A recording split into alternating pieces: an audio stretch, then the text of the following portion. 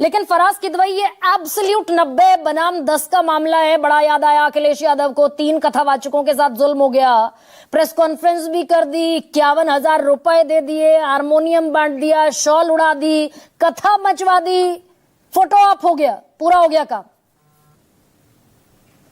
गरिमा जी, अभी हमारे भाई महेश वर्मा जी ने जितना भी आपके सामने बोला, उसकी एक बहुत ज्यादा एनालिसिस की जरूरत है और मुझे लगता है कि दर्शकों का उसका एनालिसिस जरूर करना चाहिए। मुझे समझ में नहीं आ रहा है कि भारतीय जनता पार्टी क्यों इतना बचाव में आ रही है। भाई, हम भारतीय जनता पार्टी के ऊपर कोई इल्जाम तो अभी तक तो नहीं लगा रहे हैं ना। हम तो सिंपल ये कह रहे हैं कि मुकुट बिहारी यादव जी के साथ ये अत्याचार हुआ है। तो भारतीय जनता पार्टी और उनके समर्थित लोग क्यों इतना ज्यादा डिफेंसिव हो रहे हैं, ये समझ में नहीं आ रहा है। इसका मतलब कहीं ना कहीं जो है वो कुछ दाल में काला जरूर है गरिमा जी। अब मैं थोड़ा सा, आज आप मुझे टाइम दे दीजिएगा, कुछ इंटरेस्टिंग चीजें आपको बताऊं। आज हो क्या रहा है गरिमा जी कि पीड़ितों को हमलावर बताया जा रहा है और हमलावरों को पीड़ितों का मुखौटा पहनाया जा रहा है। ये कोई साधारण पक्षपात नहीं है गरिमा जी, बल्कि ये एक ऐसी बाजीगरी है गरिमा जी जो नस्लवाद से कहीं ज्यादा बौद्धिक और नैतिक पतन का परिचय है। अब मैं आपसे एक इंपॉर्टेंट बात बताने जा रहा हूं। अगर गांधी जी, सरदार पटेल और बाबा साहब ऊपर बैठे स्वर्ग में ये देख रहे होंगे तो तीनों एक दूसरे से मिलकर के फूट फूट करके रो रहे होंगे और कह रहे होंगे कि क्या इसी भारत को बनाने के लिए हमने इतना ज्यादा त्याग किया। सरदार पटेल बोल रहे होंगे कि उन्होंने अपनी प्रॉमिसिंग प्रैक्टिस क्या इसी भारत को देखने के लिए वो की होगी। तो गरिमा जी, मुझे एक बहुत अच्छा शेर याद आ रहा है, जरा सुनिएगा, फैज साहब का, कि आज का जो भारतीय जनता पार्टी ने ये बनाया है कि ये दाग दाग उजाला, ये शब गजीदा शहर, वो इंतजार था जिसका, ये वो शहर तो नहीं। गरिमा जी, वो शहर बिल्कुल नहीं है ये जो बाबा साहब अम्बेडकर और सरदार पटेल और गांधी जी नहीं, ने। आप इसको एग्जिजरेट कर रहे हैं क्या फराज किदवई? और मैं ये डंके की चोट पर सवाल इसलिए पूछ रही हूं, एसएसपी साहब ने बाकायदा एफआईआर दर्ज कर ली, 4 लोगों की अरेस्टिंग हो गई, 4 नामजद, 50 अज्ञात लोग जिनके खिलाफ शिकायत दर्ज हुई। एनएचआरसी ने बाकायदा रिपोर्ट मांग ली 10 दिन से एसएसपी ने, और क्या चाहिए भाई जी? ये एफआईआर से ज्यादा एक बड़ा मुद्दा है, ये एक सोच का मुद्दा है। देखिए, मुझे थोड़ा सा आप आज बोलने के लिए समय दीजिएगा। बात ये नहीं है कि ये एक ऐसी घटना हुई और उसके ऊपर एसएसपी साहब ने एक्शन ले लिया।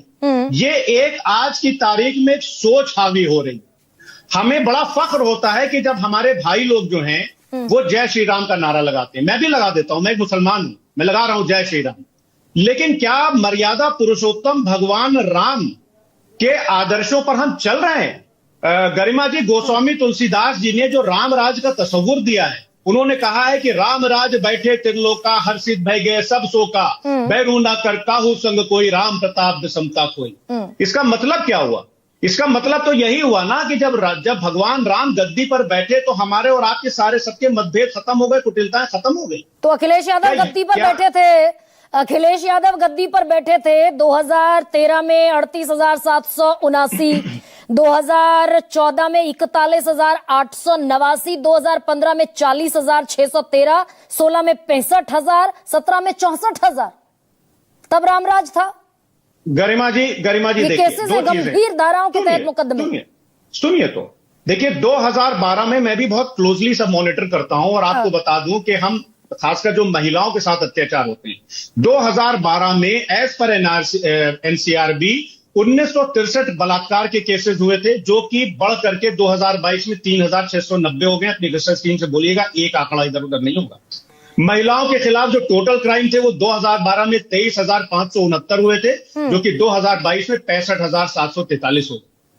अपनी रिसर्च टीम से बोलिए, चैलेंज करता हूं मैं अगर इसमें से कुछ गड़बड़ी हो तो। गरिमा जी, और दूसरी बात मैं कह रहा हूं, हमारे आदरणीय अखिलेश यादव जी जब इस देश के मुख्यमंत्री थे तो ऐसा डिस्क्रिमिनेशन बिल्कुल भी नहीं होता था। आपने 90 वर्सेस 10 की बात की। 90 क्या है गरिमा जी? ये ministry of social justice and empowerment की रिपोर्ट है। ये वो 90 है कि आज भी इस देश का जो इस देश में जो लोग गटर साफ कर रहे हैं, जो लोग टॉयलेट साफ कर रहे हैं, उसमें 92% लोग SC ST और OBC से आते हैं।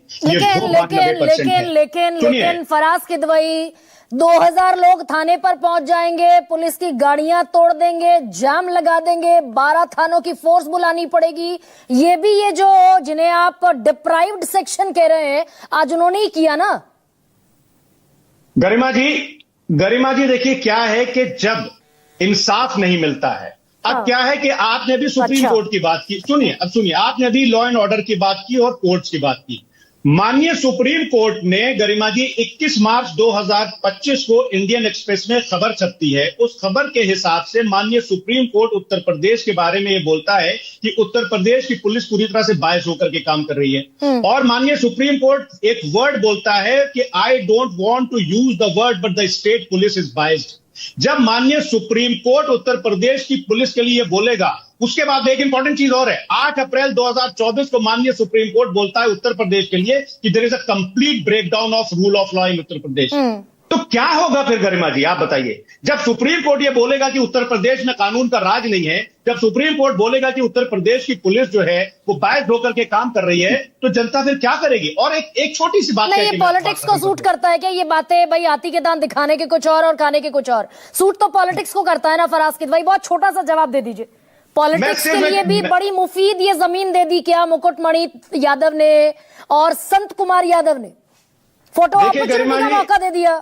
गरिमा जी, हम छोटा सा जवाब देते हैं आपको। सोशल जस्टिस की जो लड़ाई श्रद्धेय नेताजी ने शुरू की थी, उस सोशल जस्टिस को लेकर के आदरणीय अखिलेश यादव जी पीडीओ को लेकर के आगे बढ़ रहे हैं।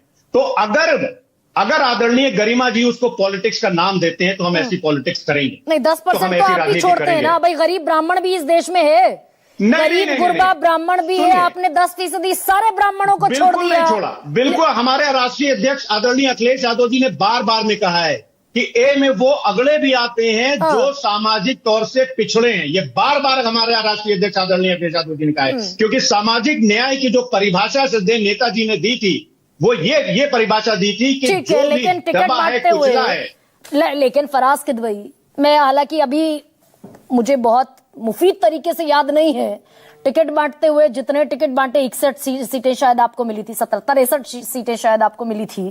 टिकट बांटते हुए आपको कोई ब्राह्मण चेहरा याद नहीं आया। लेकिन ये अलग विषय हो जाएगा। अखिलेश प्रताप सिंह